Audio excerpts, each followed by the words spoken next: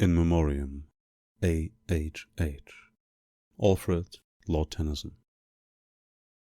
Strong soul of God, immortal love, whom we that have not seen thy face, by faith and faith alone embrace, believing where we cannot prove.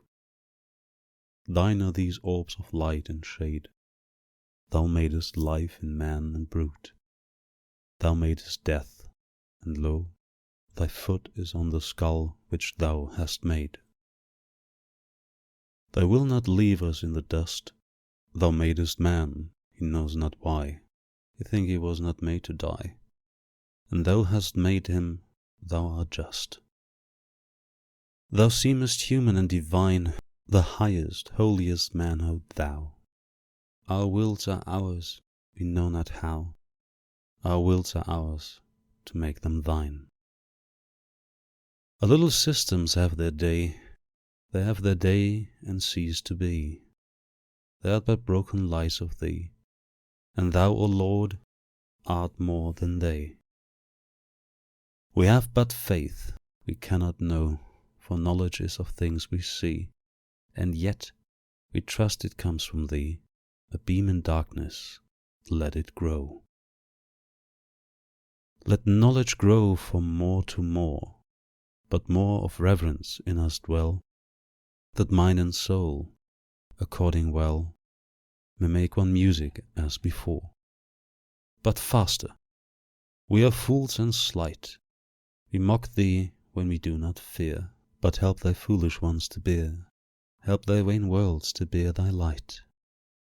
Forgive me what seemed my sin in me, what seemed my worth since I began, for merit lives from man to man, and not from man, O Lord, to thee. Forgive my grief for one removed, thy creature, whom I found so fair. I trust he lives in thee, and there I find him worthier to be loved. Forgive these wild and wandering cries, confusions of a wasted youth. Forgive them where they fail in truth, and in thy wisdom make me wise. I hailed it truth with him who sings to one clear harp in diverse tones, that men may rise on stepping stones of their dead selves to higher things.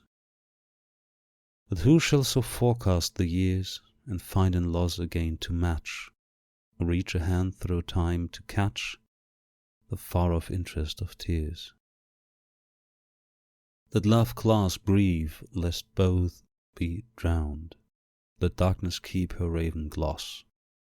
Are sweeter to be drunk with loss, to dance with death, to beat the ground, than that the victor's hours should scorn the long result of love, and boast, behold the man that loved and lost, but all he was is overborne.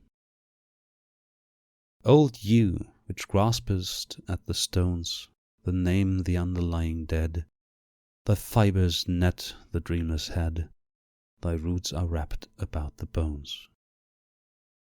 The seasons bring the flower again, and bring the firstling to the flock, and in the dusk of thee the clock beats out the little lives of men. Oh, not for thee the glow, the bloom, who changest not in any gale, nor branding summer suns wail, to touch thy 1,000 years of gloom. In gazing on thee, sullen tree, sick for thy stubborn hardihood, I seem to fail from out my blood, and grow incorporate into thee. O sorrow, cruel fellowship, O priestess in the vaults of death, O sweet and bitter in a breath, what whispers from thy lying lip? The stars, she whispers, blindly run, a web is woven across the sky. From out waste places comes a cry, and murmurs from the dying sun. And all the phantom, nature stands with all the music in her tone, a hollow echo of my own, a hollow form with empty hands. And shall I take a thing so blind, embrace her as my natural good, or crush her like a vise of blood upon the threshold of the mind? To sleep I give my powers away, my will is bondsman to the dark. Sit within a helmless bark, and with my heart I muse and say, O heart, how fares it with thee now, that thou shouldst fail from thy desire, who scarcely darest to inquire, what is it makes me beat so low?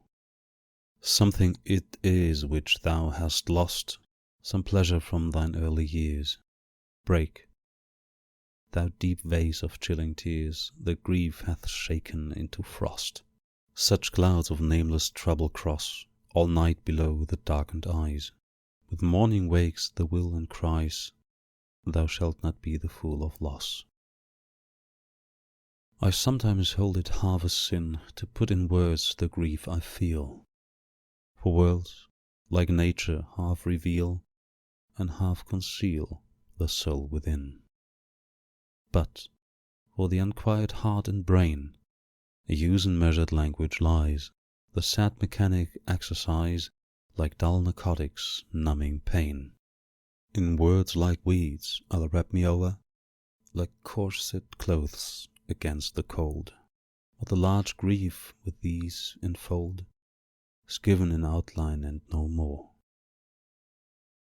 One writes that other friends remain, that loss is common to the race, and common is the commonplace, and vacant chaff well meant for grain.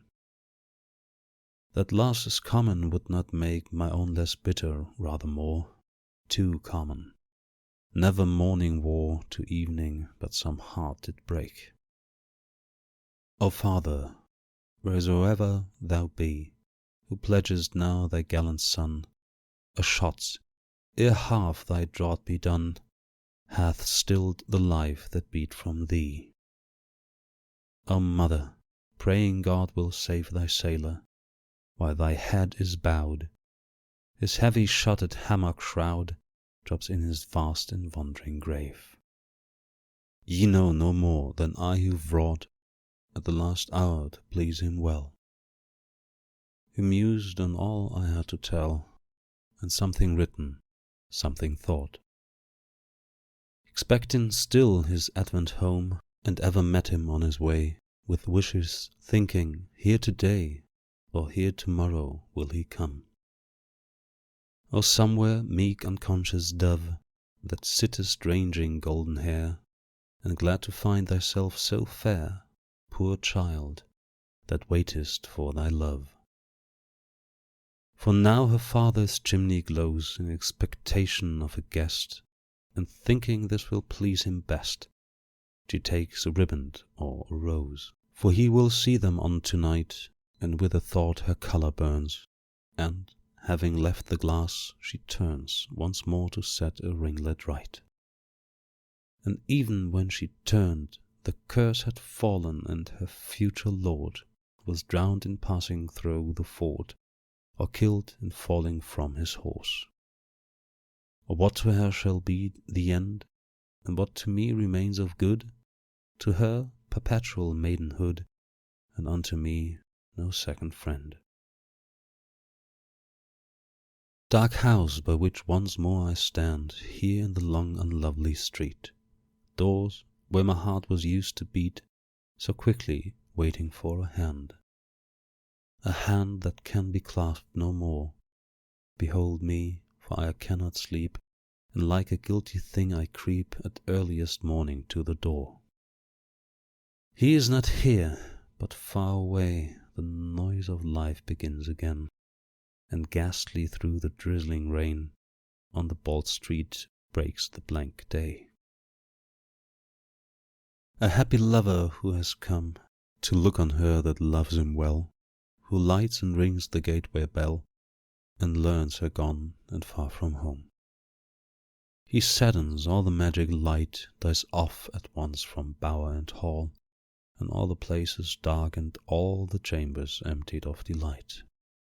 So I find every pleasant spot in which we two were wont to meet, the field, the chamber, and the street, for all is dark where thou art not. Yet is that other, wandering there, in those deserted walks may find a flower beat with rain and wind, which once she fostered up with care.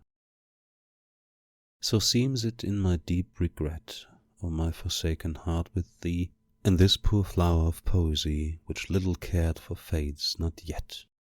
But since it pleased the vanished eye, I go to plant it on his tomb, that if it can it there may bloom, or, dying, there at least may die. Fair ship that from the Italian shore sailest the placid ocean plains, with my lost Arthur's loved remains, spread thy full wings, and waft him o'er. So draw him home to those that mourn in vain a favourable speed, ruffle thy mirrored mast, and lead through prosperous floods his holy urn.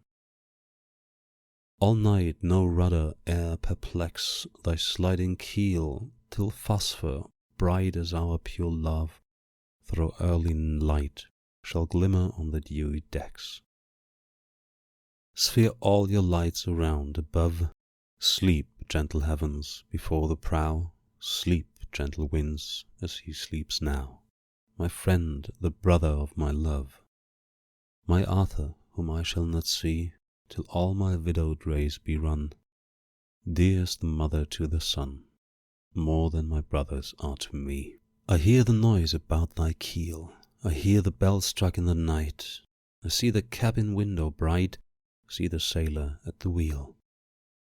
Thou bring'st the sailor to his wife, and travelled men from foreign lands, and letters unto trembling hands, and thy dark freight, a vanished life.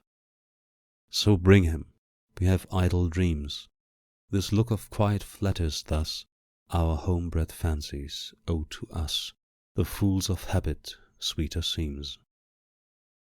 To rest beneath the clover sod, that makes the sunshine and the rains, or where the kneeling hamlet drains the chalice of the grapes of God. Then if with thee the roaring wells shall gulf 'em fathom deep in brine, and hands so often clasped in mine should toss with tangle and with shells. Calm is the morn without a sound, calm is to suit a calmer grief, and only through the faded leaf the chestnut pattering to the ground. Calm and deep peace on this high world, and on these dews that drench the firs, and all the silvery gossamers that twinkle into green and gold. Calm and still light on you great plain that sweeps with all its autumn bowers, and crowded farms and lessening towers to mingle with the bounding main. Calm and deep peace in this wide air, these leaves that redden to the fall, and in my heart, if calm at all, any calm, a calm despair. Calm on the seas and silver sleep, and waves that sway themselves in rest, and that calm in that noble breast which heaves but with the heaving deep.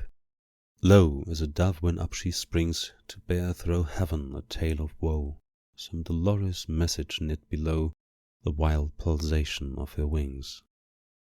Like her I go, I cannot stay, I leave this mortal ark behind, a weight of nerves without a mind, and leave the cliffs and haste away. O'er ocean mirrors rounded large, and reach the glow of southern skies, and see the sails of distant rise, and linger weeping on the marge. And saying, "Come see thus, my friend, is this the end of all my care?" And circle moaning in the air, "Is this the end? Is this the end?" And forward dart again and play about the prow, and back return to where the body sits, and learn that I have been an hour away. Tears of the widower when he sees a late lost form that sleep reveals, and moves his doubtful arms and feels her place is empty, for like these, which weep a loss for every new, a void where heart on heart reposed, and where warm hands have pressed and closed, silence till I be silent too. Which weep the comrade of my choice, an awful thought, a life removed, the human-hearted man I loved, a spirit, not a breathing voice. Come, time, and teach me many years. I do not suffer in a dream, for now so strange do these things seem. Mine eyes have leisure for their tears. My fancy's time to rise on wing, and glance about the approaching sails, as though they brought but merchant bales, and not the burthen that they bring. If one should bring me this report, that thou hadst touched the land to-day, and I went down unto the quay, and found thee lying in the port, and standing muffled round with woe, should see thy passengers in rank come stepping lightly down the plank, and beckoning unto those they know. And if along with these should come the man I held as half divine, should strike a sudden hand in mine, and ask 1,000 things of home, and I should tell him all my pain, and how my life had drooped of late, and he should sorrow o'er my state, and marvel what possessed my brain. And I perceived no touch of change, nor hint of death in all his frame, but found him all in all the same. I should not feel it to be strange. Tonight the winds begin to rise, and roar from yonder dropping day. The last red leaf is whirled away, the rooks are blown about the skies. The forest cracked, the waters curled, the cattle huddled on the lea, and whitely dashed on tower and tree, the sunbeam strikes along the world. And but for fancies which aver that all their motions gently pass, athwart a plain of molten glass, I scarce could brook the strain and stir that makes the barren branches loud, and but for fear it is not so, the wild unrest that lives in woe would dote and pour on yonder cloud, that rises upwards always higher, and onward drags a labouring breast, and topples round the dreary west, a looming bastion fringed with fire. What words are these have fallen from me? Can calm despair and wild unrest be tenants of a single breast, or sorrow such a changeling be? Or cloth she only seem to take the touch of change in calm or storm, but knows no more of transient form in her deep self than some dead lake, that holds the shadow of the lark hung in the shadow of her heaven? Or has the shock so harshly given confused me like the unhappy bark that strikes by night a craggy shelf, and staggers blindly ere she sink, and stunned me from my power to think, and all my knowledge of myself, and made me that delirious man whose fancy fuses old and new, and flashes into false and true, and mingles all without a plan? Thou comest, much wept for, such a breeze compelled thy canvas, and my prayer was as the whisper of an air to breathe thee over lonely seas. For I in spirit saw thee move through circles of the bounding sky. Week after week the days go by. Come quick, thou bringest all I love. Henceforth, wherever thou mayst roam, my blessing, like a line of light, is on the waters day and night, and like a beacon guards thee home. So may whatever tempest mars mid-ocean spare thee, sacred bark, and balmly drops in summer dark slide from the bosom of the stars. So kind an office hath been done, such precious relics brought by thee, the dust of him I shall not see till all my widowed race be run. 'Tis well, 'tis something, we may stand where he in English earth is laid, and from his ashes may be made the violet of his native land. 'Tis little, but it looks in truth as if the quiet bones were blessed, among familiar names to rest, and in the places of his youth.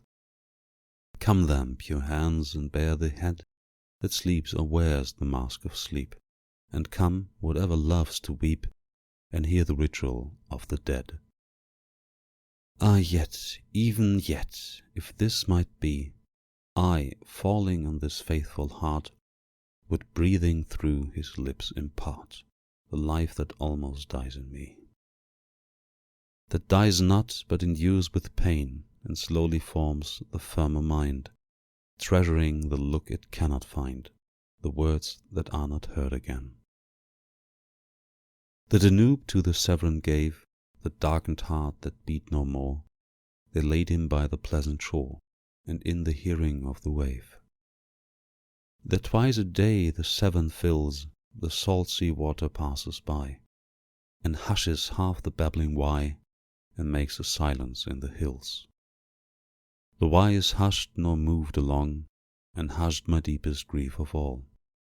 When filled with tears that cannot fall, I brim with sorrow, drowning song. The tide flows down, the wave again is vocal in its wooded walls. My deeper anguish also falls, and I can speak a little then. The lesser griefs that may be said, that breathe 1,000 tender vows, are but as servants in a house where lies the master newly dead, who speak their feeling as it is, and weep the fullness from the mind. It will be hard, they say, to find another service such as this. My lighter moods are like to these, that out of words a comfort win, but there are other griefs within, and tears that at their fountain freeze. For by the hearth the children sit, cold in that atmosphere of death, and scarce endure to draw the breath, or like to noiseless phantoms flit. But open converse is there none, so much the vital spirits sink, to see the vacant chair and think, how good, how kind, and he is gone. I sing to him that rests below, and, since the grasses round me wave, I take the grasses to the grave, make them pipes whereon to blow. The traveller hears me now and then, and sometimes harshly will he speak.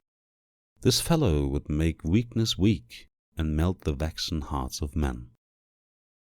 Another answers, let him be, he loves to make parade of pain, that with his piping he may gain the praise that comes to constancy.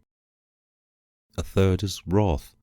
Is this an hour for private sorrow's barren song, when more and more the people throng the chairs and thrones of civil power? A time to sicken and to swoon, when science reaches forth her arms to feel from world to world and charms her secret from the latest moon? Behold, ye speak an idle thing, ye never knew the sacred dust. I do but sing because I must, and pipe but as the linnets sing. And one is glad, and note is gay, for now a little ones have ranged, and one is sad, and note is changed, because her brood is stolen away. The path by which we twain did go, which led by tracts that pleased us well, through 4 sweet years arose and fell, from flower to flower, from snow to snow. And we with singing cheered the way, and crowned with all the seasons lent, from April on to April went, and glad at heart from May to May. But where the path we walked began to slant the 5th autumnal slope, as we descended following hope, there sat the shadow feared of man, who broke our fair companionship, and spread his mantle dark and cold, and wrapped thee formless in the fold, and dulled the murmur on thy lip, and bore thee where I could not see, nor follow, though I walk in haste, and think that somewhere in the waste the shadow sits and waits for me. Now, sometimes in my sorrow shut, or breaking into song by fits, alone, alone to where he sits, the shadow cloaked from head to foot, who keeps the keys of all the creeds, I wonder, often falling lame, looking back to whence I came, or none to where the pathway leads, and crying, how changed from where it ran through lands where not a leaf was dumb, but all the lavish hills would hum the murmur of a happy Pan. When each by turns was guide to each, and fancy light from fancy caught, and thought leapt out to wed with thought, ere thought could wed itself with speech. And all we met was fair and good, and all was good that time could bring, and all the secret of the spring moved in the chambers of the blood. And many an old philosophy on Argive heights divinely sang, and round us all the thicket rang to many a flute of Arcady. And was the day of my delight as pure and perfect as I say? The very source and fount of day is dashed with wandering isles of night. For all was good and fair we met. This earth had been the paradise it never looked to human eyes since our first sun arose and set. And is it that the haze of grief makes former gladness loom so great, the loneliness of the present state that sets the past in this relief? Or that the past will always win a glory from its being far, and orb into the perfect star we saw not when we moved therein? I know that this was life, the track whereon with equal feet we fared, and then, as now the day prepared, the daily burden for the back. But this it was that made me move as light as carrier birds in air, loved the weight I had to bear, because it needed help of love. Nor could I weary heart or limb when mighty love would cleave in twain the leading of a single pane, and part it, given half to him. Still onward wins the dreary way, I with it, for I long to prove no lapse of moons can canker love, whatever fickle tongues may say. And if that eye which watches guilt and goodness and hath power to see within the green the moulded tree, and towers fallen as soon as built, oh, if indeed that eye foresee, or see, in him is no before, in more of life true life no more, and love the indifference to be, then might I find, ere yet the morn breaks hither over Indian seas, that shadow waiting with the keys to shroud me from my proper scorn. I envy not in any moods the captive void of noble rage, the linnet born within the cage, never knew the summer woods. I envy not the beast that takes his license in the field of time, unfettered by the sense of crime, to whom a conscience never wakes. Nor, what may count itself as blessed, the heart that never plighted troth, but stagnates in the weeds of sloth, nor any one-begotten rest. I hold it true, whate'er befall, I feel it when I sorrow most. 'Tis better to have loved and lost than never to have loved at all.